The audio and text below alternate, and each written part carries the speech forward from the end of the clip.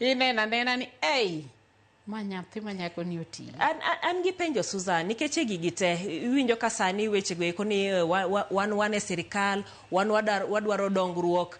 Ang'eni e gweng' bende kaka kaka MCAs nyaku bed gi tudruok maber gi county government, ahinya governor, mondo dongruok ma kamago chopnu.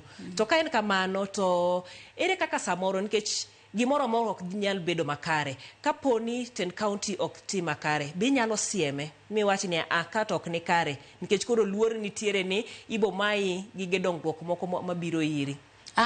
Mano miriambo. Ka ten county ok dhi, mane tich momiyo yiera. Tija en adek. En legislation, en oversight to gi representation. Ka governor ok tim gimoro maber, an gi ratiro mar kwere. Mano ok nyis ni ok bi miya development, ibro miya. Tago erokamano, kech governor wa bende ng'ama miyo. Adieri wasetiyo kabisa. Tije joma mine aneno kaber. Kendo jopiny osechako believe ni mine nyalo tiyo.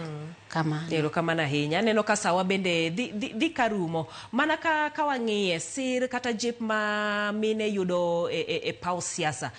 Kuomi in kaka Susan, en jip mane ma bende ne yodo ma osewuotho kodi michopo kuma intiere kawuono midongori